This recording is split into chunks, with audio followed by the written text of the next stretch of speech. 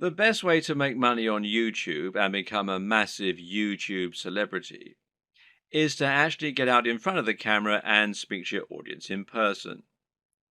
You want them to get to know you, and you want to put your personality across in your videos.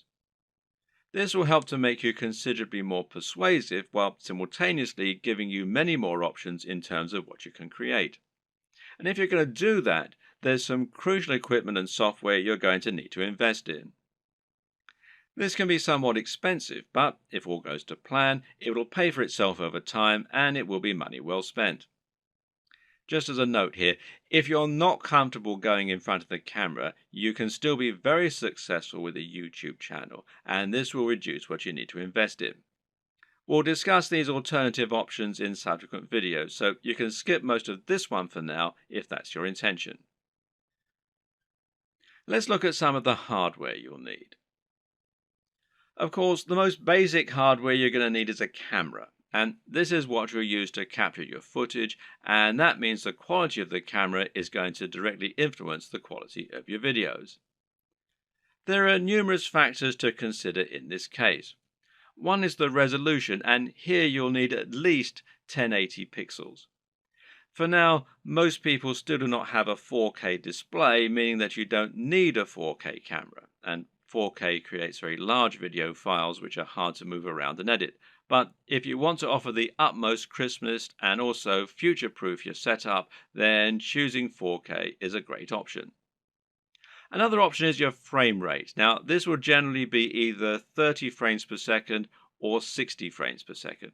Once again, 60 frames per second is an optional advantage which will make your footage that much more attractive and give it an almost too real sense of fluidity. It's entirely up to you if you want to push for this very highest level of quality, but some discerning viewers will certainly appreciate it if you do. Some features to look out for include an optical zoom if you're planning on filming outdoors, and this lets you zoom in with no loss of quality, and options to alter the aperture, etc.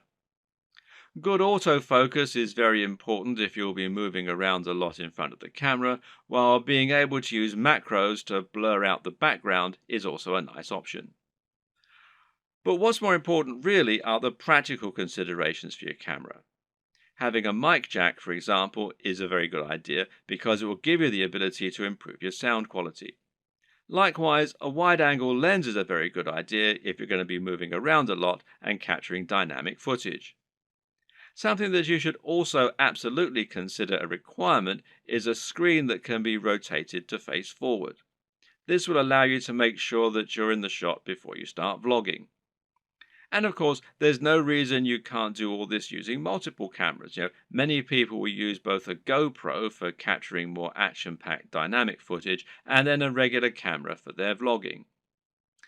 If you want to go budget, then you can get by using an iPhone camera or a Samsung camera on your phone, as long as it's a newer model. But if you're serious, then you should at least invest in a basic camera along the lines of, say, a Canon G7. Also important is to get a tripod. Is it possible to film without one? Well, sure, you can always balance your camera on a pile of books on top of an ironing board. But you'll find out that lining up good shots ends up taking a lot more time than you will be willing to go through on a regular basis if you take this approach. A tripod will thus save you a huge amount of time while also getting better angles, thereby giving your channel a higher quantity and quality of videos, which is obviously going to be a very good thing in terms of getting lots of views. Another thing to look for potentially here is a tracking head from the likes of Manfrotto, who also make tripods. This will allow you to attach your camera on top of your tripod and then let you perform panning shots and slow zooms. This is what will give your footage a much higher level of professionalism, and it's very important if you're planning on doing product reviews and want to feature slow pans of the items you're reviewing. These work by providing friction on a rotating pivot and a handle. You then gently push on the handle with just a finger or a palm, and the resistance will keep the motion slow and smooth as it gradually moves around the object in focus. It's important to use a manual focus during these shots rather than an automatic one. It's often said that the best lighting is natural lighting. To get a great shot, try to line yourself up so that you have a large window letting in natural light from the side. This will give you what's known as Rembrandt lighting, which is a professional and very flattering looking type of lighting. But while this type of lighting is highly desirable, it's not terribly reliable. You can't trust in natural light to always be available when you need it, and you can't limit yourself to only filming at certain times of the day. So you need to make sure you have a way to set up the perfect lighting when you need it. How are you going to do that? Well, with some kind of lighting setup. And a great choice is to get two soft boxes. Now, these take up a fair bit of space, but it's worth it as it will allow you to design your lighting however you wish and make sure that your subject matter is well lit and that your footage is clear and bright. Now, don't underestimate this. In fact, in many cases, it can be more important to ensure your footage is very light and very bright than it is to use a camera with a high definition. This will make your footage look more professional and more appealing to watch. Want to go one step further? Well, depending on the nature of your videos, you can get creative here if you want. Jonathan Morrison has a YouTube channel that's all about showcasing technology products in the very best possible way and making them highly desirable. This gets him a lot of views and helps him to sell a lot of affiliate products, which of course means that manufacturers are happy to work with him and to supply free products for review. One trick he uses to accomplish this is to use colored lighting.